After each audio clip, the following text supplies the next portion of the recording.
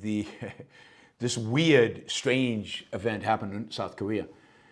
Basically, the South Korean president tried to create a coup, giving him basically martial law, martial power, total authoritarian power over South Korea.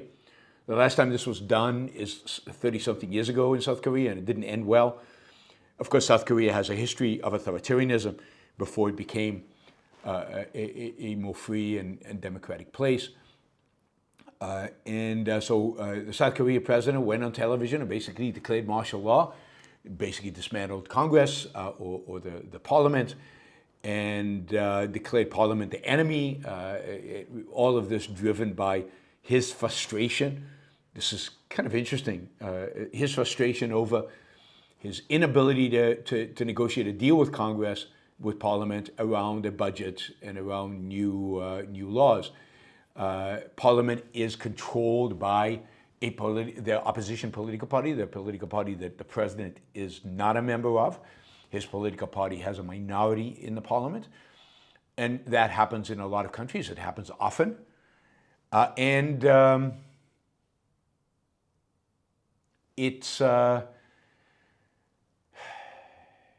He was frustrated. So, instead of going back and keep negotiating and keep working through it or trying to win the next election so he gets control over Parliament, instead he decided, to hell with Parliament, I'm declaring martial law and I'll become dictator. He called out the military, and the military came and tried to block the ability of the parliamentarians to enter Congress and tried to hold back the crowds that had started aggregating around the Parliament building to try to object to this declaration of martial law. So the Korean people came out into the streets in opposition. And what happened was the Congress people managed to get into Congress, and they voted by an overwhelming majority, I think it was whatever the number was, to 0, to reverse the declaration of martial law. It seems like the military then started to hesitate and started to think, well, who are we aligned with? Are we aligned with the president? Are we aligned with Congress? Are we aligned with whatever kind of constitution there is? The constitution does allow the president to have martial law in South Korea. And the military, I think, basically decided that they are going to step back and they will not support the president in this. And they basically kind of started retreating from the Parliament building. And ultimately what happened was that the president came out and reversed his decision about martial law and retracted it. At that point, over the last couple of days, Congress has tried to impeach him.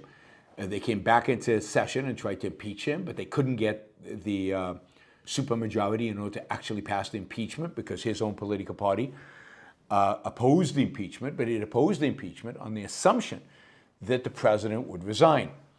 The president still has not resigned, and there's a good chance that as a consequence of that, his own political party will now join the opposition in providing enough votes to actually get him impeached. Anyway, this is all going on in Seoul, South Korea. It is a...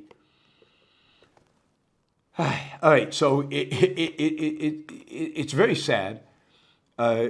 South Korea is an important, I think, free country. It's an important liberal democracy in the world. It is a place where the mixed economy still thrives, and you'd expect coups and authoritarianism in North Korea, but not in South Korea. South Korea is also a very, very important ally of the United States and of Japan and Taiwan in opposing whatever ambitions China has for Eastern Asia.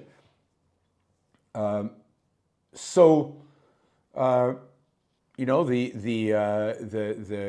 good that the Korean Parliament managed to repeal martial law.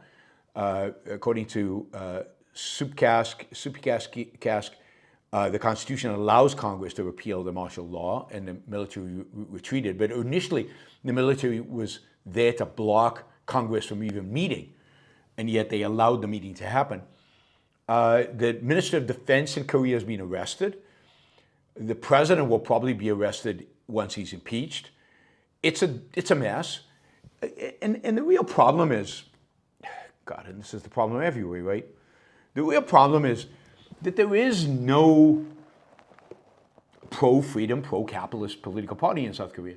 They're all variations and versions of the mixed economy. They all represent different levels of intervention.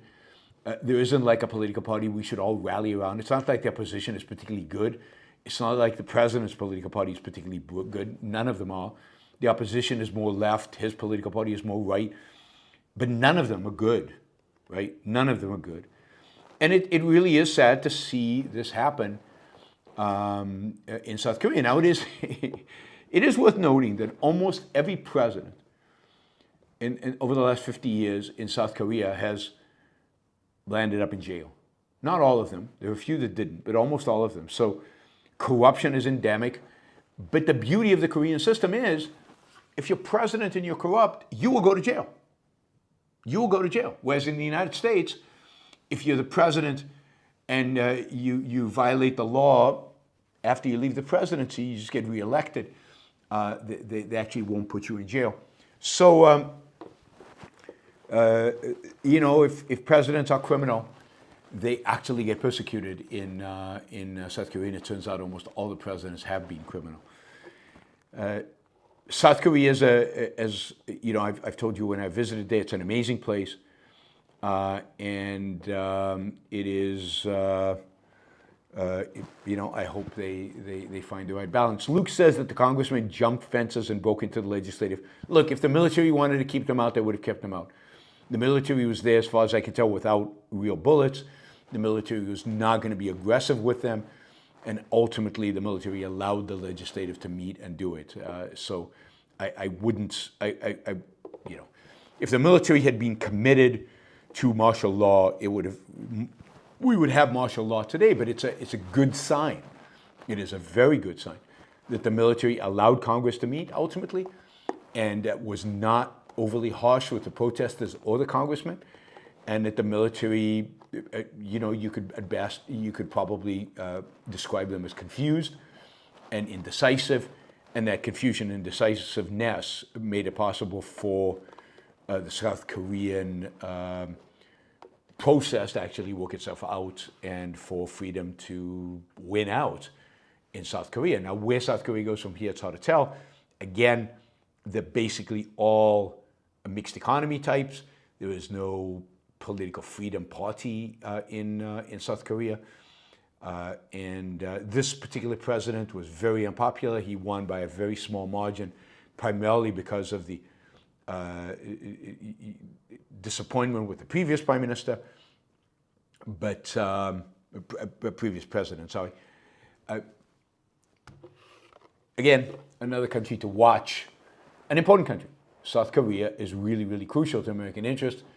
Samsung makes whatever sophisticated chips TSMC in Taiwan doesn't make, Samsung makes. Samsung is crucial to the global economy. South Korea is one of the few countries in the world that can make chips. The United States needs chips, and generally the United States needs South Korea as an ally and needs a strong, free South Korea.